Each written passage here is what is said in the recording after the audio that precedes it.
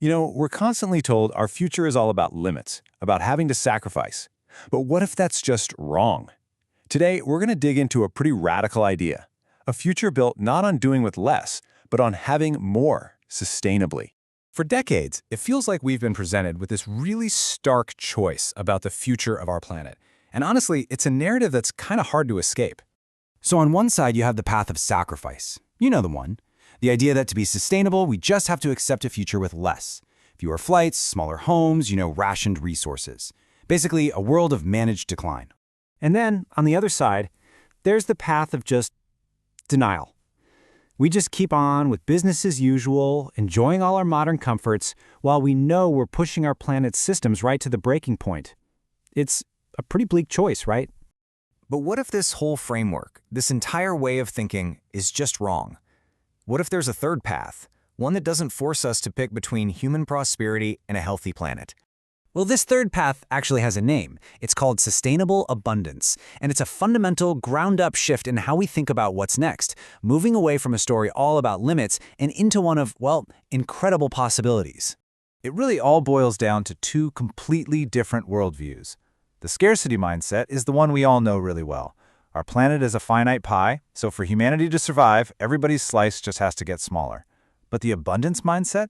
It argues that through innovation, we can actually bake a bigger, better pie and clean up the whole kitchen while we're at it. Now, at the very heart of this idea is a concept called decoupling. See, for pretty much all of human history, more prosperity has meant more pollution. More growth meant digging up more stuff. Decoupling is the great untethering. It's about using new tech and new systems to finally separate human well-being from environmental destruction. So what powers this great decoupling? Well, it's a future running on abundant, powerful, clean energy. And we're not just talking about a few solar panels on a roof here. This is a vision where clean energy from things like advanced solar or maybe even fusion is so cheap and so plentiful that we can power massive recycling plants, desalinate oceans for all the fresh water we need, and fuel a truly circular economy. Okay, I know what you're thinking. Limitless energy? Decoupling our growth from all the bad stuff? It sounds absolutely fantastic. But we have to ask the hard question. Is this a genuine breakthrough, or is it just some high-tech pipe dream that's designed to let us all off the hook? To answer that, we have to play devil's advocate for a minute, because any vision this grand has to be tested against some pretty harsh realities. So let's dive into the major criticisms. First up is this tricky economic idea from way back in the 1860s called the Jevons Paradox. It basically says that when we get really good at using something efficiently, think fuel in cars, the lower cost just encourages us to use more of it. We end up driving further, buying bigger cars, and our total consumption doesn't actually go down. It's a really powerful counterargument to the idea that just efficiency alone is going to save us. And believe me, the hurdles don't stop there. You've got the material reality. Our so-called clean tech runs on stuff like lithium and cobalt that has to be mined from the earth, and that often comes with huge environmental and social costs. And then there's the time factor. We are in a race against the clock, and right now, the damage is happening way faster than we're rolling out the solutions. So, okay, given those really serious challenges, how do we bridge that gap from a pipe dream to an actual, practical plan? Let's look at the blueprint, the specific levers we can actually pull to make this a reality. A huge part of the blueprint is shifting away from our current linear take-make-waste economy. The goal is a truly circular one. And this isn't just about recycling more. It's about designing waste out of the system from the very beginning, where one industry's byproduct becomes another's raw material. I mean, just imagine a world with no landfills, because everything we make is designed to be taken apart and reborn as something totally new. Or just look at our food system. Traditional agriculture has a colossal environmental footprint. But these emerging technologies in precision biology, like, say, growing meat without an animal or brewing milk proteins in a fermenter, they could give us what we need with a tiny fraction of the land, the water, and the emissions. This is decoupling in action, and it could free up vast ecosystems to just return to nature. Another key idea here is something called dematerialization. And just think about it for a second. A single smartphone has replaced cameras, maps, calculators, calendars, a whole bunch of stuff. We're getting way more value from less physical stuff. By moving more of our economy into the digital world, from streaming movies to working remotely, we seriously reduce our physical footprint on the planet.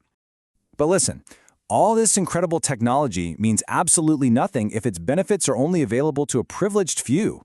Abundance isn't truly sustainable unless it's shared. And that brings us to the absolutely crucial human element of all this. And this is where we get to some of the most difficult questions. I mean, how can developing nations achieve a high standard of living without having to go through the exact same polluting industrial revolution that the West did? And how do we design this new system so that its vast wealth doesn't just get concentrated at the very top, but actually benefits everyone? And maybe that leads to the most profound question of all, which is, what do we even mean by abundance?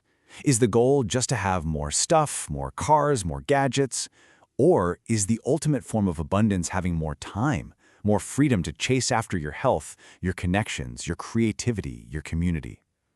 This really forces us to redefine what the good life actually looks like. And finally, this brings us to what might just be the most important piece of the entire puzzle.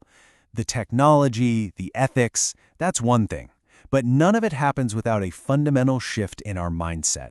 There's a very real danger in what's called a self-fulfilling prophecy. If the main story we tell ourselves is one of inevitable decline and collapse, we lose our sense of agency. We get paralyzed by all the doom and gloom. I mean, why would anyone invest their life's work in building a better world if they're completely convinced it's impossible? So, to be super clear, this vision of sustainable abundance isn't about some blind faith that technology will just magically solve everything. It is not about sitting back and just waiting for a miracle.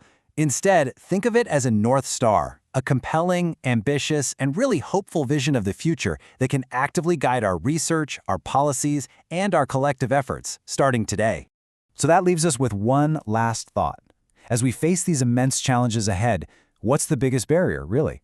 Is it the technology? Or is it our own imagination and the collective will to actually build the world that we know is possible?